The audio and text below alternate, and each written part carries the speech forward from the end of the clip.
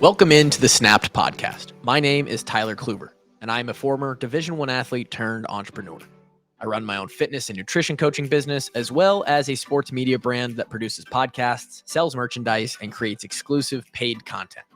The fun part is I don't really know what I'm doing as a business owner. I'm just figuring it out day by day. This show, Snapped, acts as an audio journal for my thoughts and ideas on fitness, health, business, mindset, and whatever else I find important on the pursuit to personal happiness and a balanced life. I hope you can take something from the show that makes your life a little bit better. And regardless, I'm just happy you're here. Let's have a day. Let's go.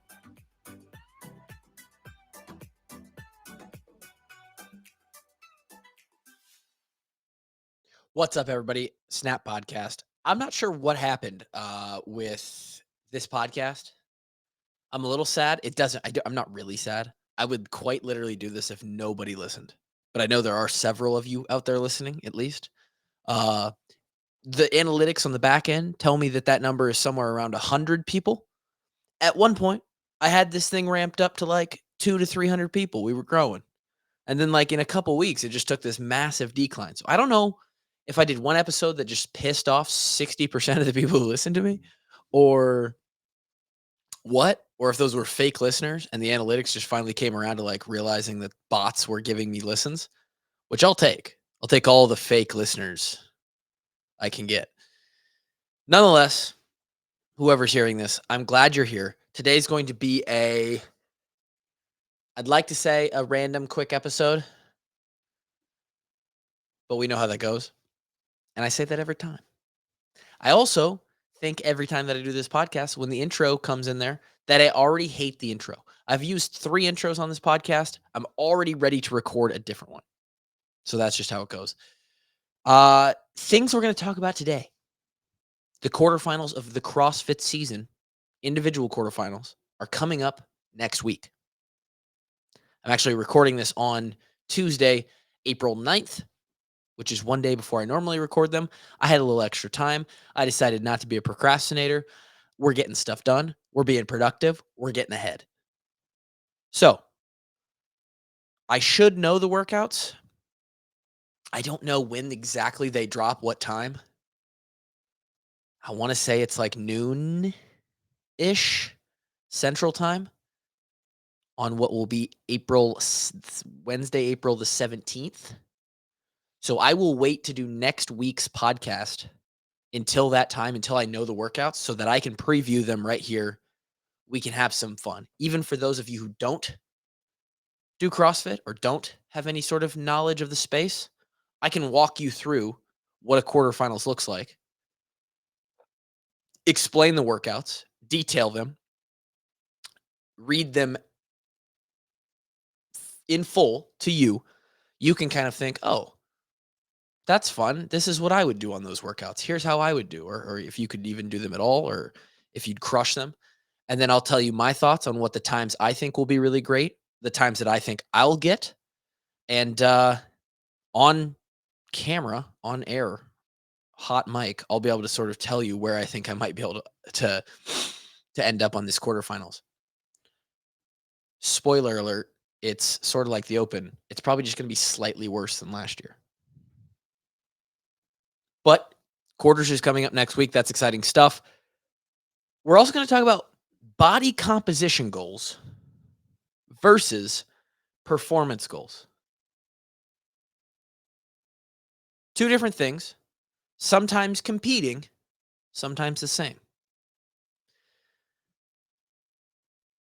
But first, we're going to update you on some smaller, non-super important things that I've been doing this year. I mentioned it several times already in some of the episodes previous to this. But in 2024, your boy is on a quest for over 50,000 push-ups. Now, this actually doesn't include any sort of push-up, handstand push-up,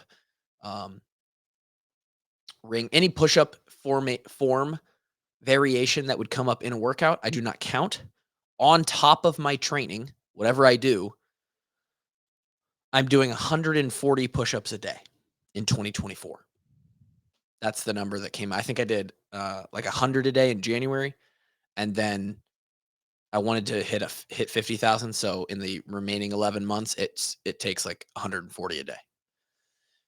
We are 100% on that goal. Now, there are some days where I haven't been able to get all of them in. So then the next day, I end up, uh, like today, last night, I didn't get my last 20 in and I was already in bed. I was like, okay, I'll add that tomorrow. So I have 160 today. That's how I'm doing this. Uh, it's working very well. My other daily discipline, we'll call it, has been reading. So push-ups and reading, both very, very time-wise small commitments that I've made that I think over time, similar to how fitness and health works in general, will lead to a lot of productivity, a lot of learning on the reading side. They are small things that add into when done consistently and over time, they lead to bigger things. The ROI is huge. To do 140 push-ups a day, it probably takes me 3 minutes total. Now, if I was going to do 140 push-ups straight, obviously it would take me longer than that. But I do them in sets of 20, probably doing each set in 20 seconds. So, yeah, it's taking me less than 3 minutes to get this done. But the benefit is I feel much more strong, not only in plank positions, but in bench, in overhead press. My pressing in general has this like very wide base. Like doing volume push-ups every day is almost analogous to zone 2 training.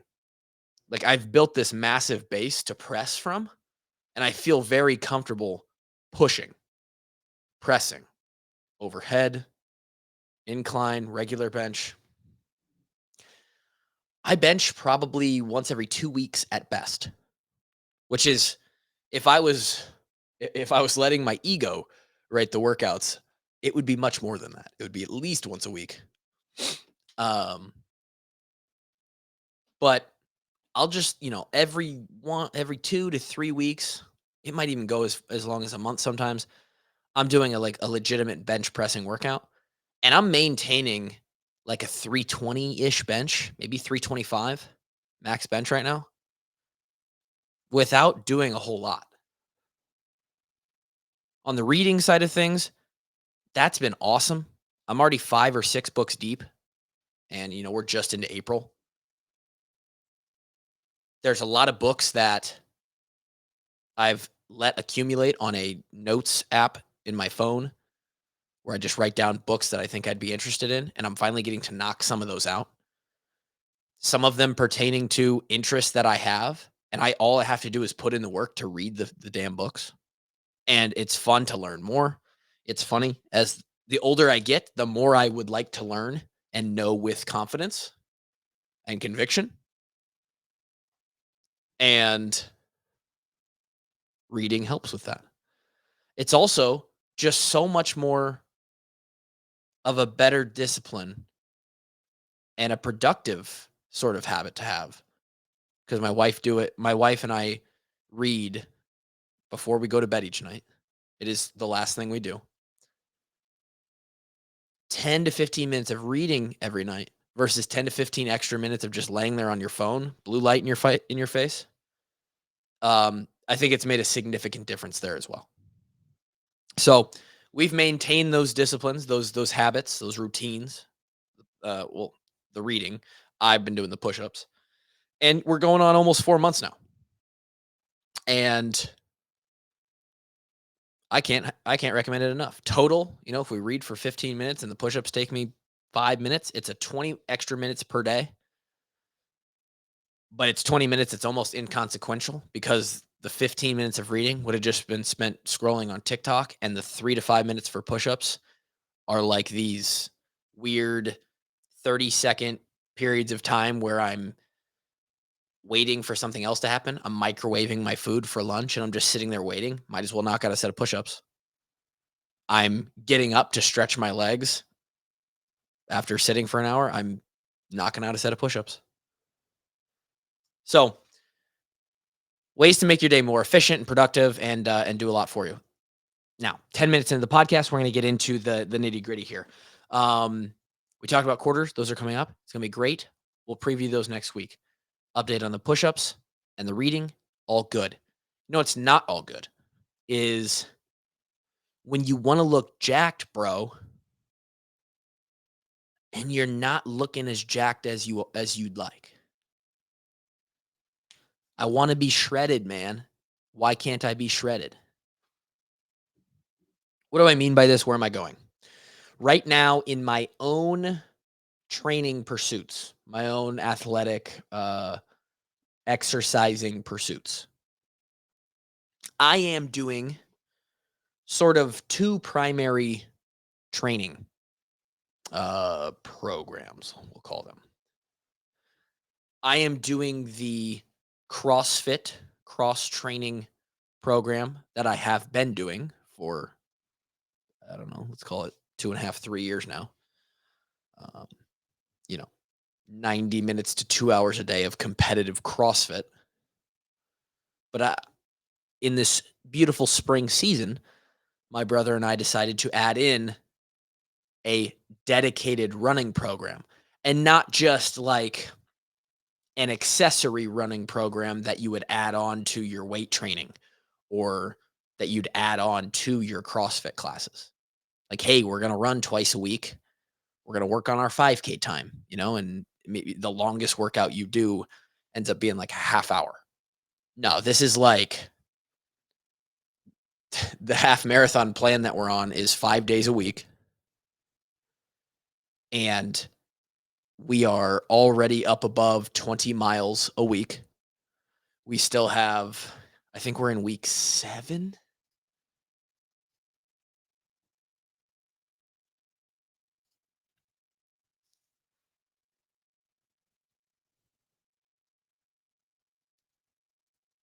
We just started week 7. So I'm recording this on day 2 of week 7 of the program. So we've completed 6 weeks of 14 total weeks. After this week, we will be halfway through the program, which is actually nuts to think about because it feels like we just started this thing. And I think the open being, I was doing the open during this, so that kind of, I was focused on that more. Nonetheless, I've gotten all the runs in, and we're doing this program. I'm doing it in conjunction with all the lifting and the gymnastics and the metabolic conditioning and the intervals that I'm doing in CrossFit. My brother's just doing the running program, and it's plenty. It's enough. Like I said, I think we're going to hit something like 25 miles this week or 27 miles. I think we hit 27 miles this week. I ran 7 by 800 meters yesterday, intervals. Tomorrow I have a 4-mile, am I reading that right? 4-mile threshold run. I'll have a 3-mile pace run on Friday. I have a 7-mile zone 2. I think we're actually in a deload week, which is kind of lit. So you get what I'm putting down here. I'm doing a lot of exercise. And with as much CrossFit as I do, and the lifting and the weights and the strength training over there, the physique that I've come to maintain is a very good one, and I love that. And I'd like to retain that. The issue is that when you go to do a legitimate half marathon program like we're doing, running very, very quickly will start to pare back muscle mass and fat, but there's not a lot of fat to pare off anyway. Me versus maybe your normal person who's just going to pick up a running program. And so the weight that my body running 20 plus miles a week is trying to pull off is muscle.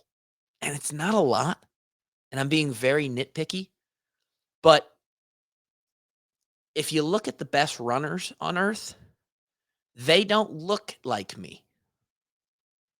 They're not built like a Lego. They're built like sticks because to run, you don't need large muscles. You need great lungs and great mitochondria that can process oxygen well throughout your bloodstream and your muscles. It doesn't require, in fact, it's actually probably at some point a detriment to have more muscle tissue because then it takes more oxygen to maintain those to be working while you're doing exercise. What I'm getting at here is just excuses, but also my body composition has shifted in a way where I don't like it as much. I'm not as lean or as, um, muscularly toned as I'd like to be. And someone who hears that and then looks at me would be like, dude, you're an idiot. I don't want to hear it. Because yes, I still have abs. Yes, I still look good with my shirt off. I look like a CrossFit dude, whatever. But it's a good representation of even me, who I know how to manipulate these things. There's a nutritional component to this. There is a balance between performance and aesthetics. And on the very, very high end of this, you find things like bodybuilders. Bodybuilders, when they are at peak, getting ready for a show, shredded out of their mind. They've lost all the water weight. They are down to 4, 5, 6% body fat. They look unbelievable. Better than anybody. But their performance, if you asked them to try and go through a hard training session that day, or just relatively put them through some tough physical tasks, have them go run a couple miles, have them go do anything that's tough, they would not do well. It is because at that point they've strained their body so far in one direction for a look that what the body can do is not very much. On the other side of that, yeah, is like a strongman or a Olympic quality marathon runner. They have taken performance to the absolute max. Some of these strongmen lifting upwards of 1,000 pounds when they're squatting and deadlifting. Some of these marathoners are touching 2 hours. Everyone's trying to break 2 hours right now. Elite performance. They've gotten their body to do exactly what they want it to do, and so well that no one else on earth can do it better. However, in the strongman's case, they're very large and you can see muscle on them, but they are packed on with pounds and pounds and pounds of body fat. They are extremely overweight individuals. In the marathoner's case, I can just look it up.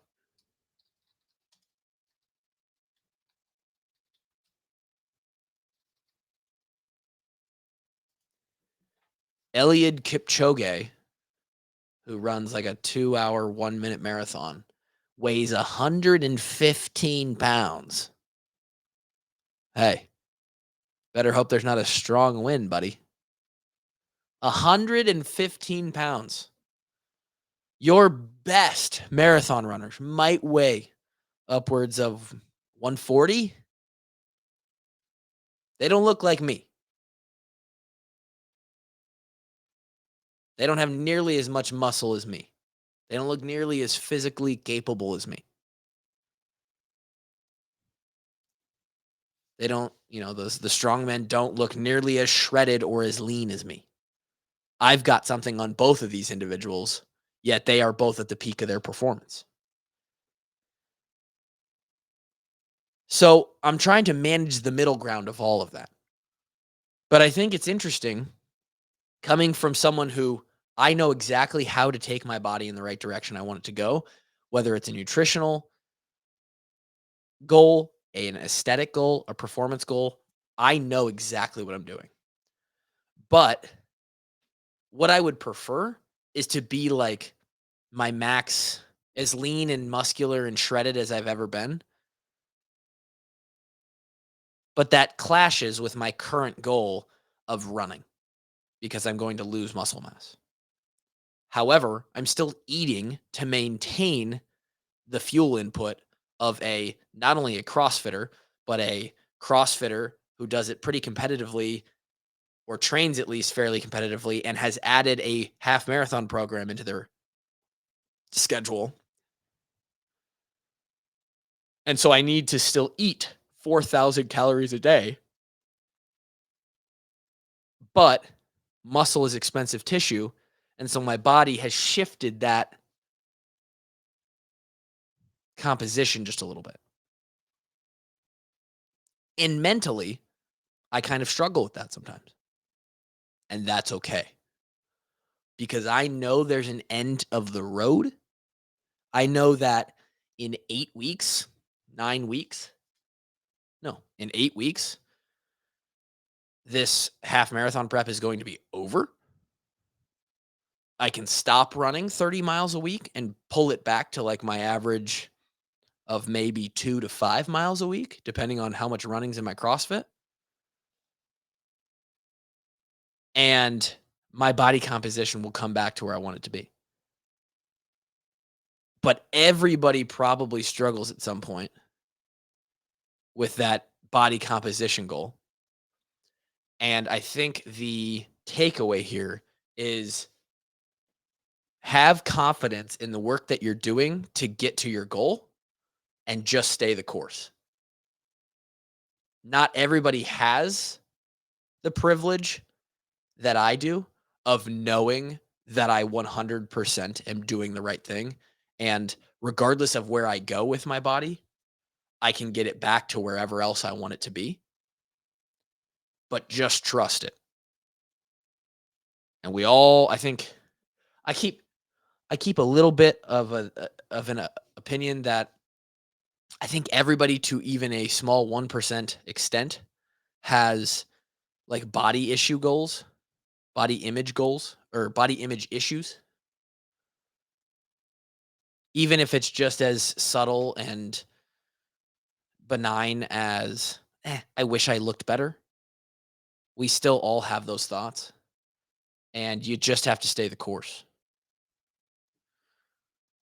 So those are my thoughts on this Tuesday slash Wednesday that you'll be hearing this. Um, and it's funny because I know this is happening. I would like to look as good as I could when we run the race in 8 weeks, but I also know if I'm going to run as fast as I want to run in 8 weeks, then the look that I'm going to bring to that race physically is going to be 85 or 90% of what I'm normally at. But my goal is a time. My goal is not to look a certain way on race day. So whatever it takes to or whatever it takes to run as fast as I'd like to run, we will follow that path and deal with the other stuff later.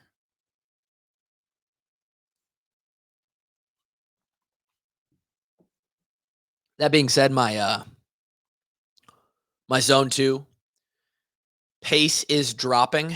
Love to see it. I ran an average 9:45 pace the other day for 8 miles and held a 141 average heart rate. So we love to see that going down. It needs to go down if we're going to run the pace that we're going to run. Again, for just to remind those listening, we're trying to run 7:38 miles, 7 minute and 38 second miles. for 13 straight. Now, for some of you, you might be like, oh, yeah, that doesn't sound bad. Again, for people that are built like thumbs, that's tough, especially thumbs that are not aerobic athletes. I'm a very fast twitch, short burst athlete. We'll see where that goes. It's a lofty goal. Recommendations of the week for today's podcast, which was not short as always. One good, maybe one more on the indulgent side. Uh, the first is invest in a home gym, and maybe not all at once, but as I'm about to in the next couple months move into my our new house that we just uh, had our offer accepted on, and the home gym is going to expand in several different ways. We're gonna have a third garage stall that's going to become a permanent, like in place, sort of expanded out, built out, true garage gym instead of what I work with now. We're also going to have a space in the basement where the Peloton and some other stuff for my wife will go. One piece at a time, grab some things for yourself to do at home because that starts to really eliminate a lot of the sticking points when it comes to people having consistent exercise routines, a drive to the gym, working out with other people, having to fight those other people for equipment or weights or space, a membership. You start to invest in equipment, get yourself dumbbells, maybe get yourself a rack in the garage, a barbell, some bands, a jump rope, a pull up bar, a bench, all of these things. You're spending the money that you would spend on a membership on equipment that happens to have a very, very great resale value. Gym equipment is one of the best, probably resale values. It does not really depreciate very much at all if you keep it in good shape. So it is an investment. And then my second recommendation of the week, this is a dessert that I have never had, but I've watched so many people eat them online that I just think you should try it out. And I'm going to eventually as well. BuckeyeBrownies.com. They are like super bougie, like 1 pound brownies. Just go search it. Go look at them. You'll enjoy it. If you need a daily workout program, go to tylercluver.com, TKG training. Less than $1 a day, you can get pretty elite fitness from this program that I'm putting out. And it's a workout every day. All you need is 30 minutes at home, couple dumbbells. Go do yourself a favor. Sign up right now. Thank you guys for listening and joining into another another Snapped podcast. We'll be back next week to preview quarterfinals. We'll talk then.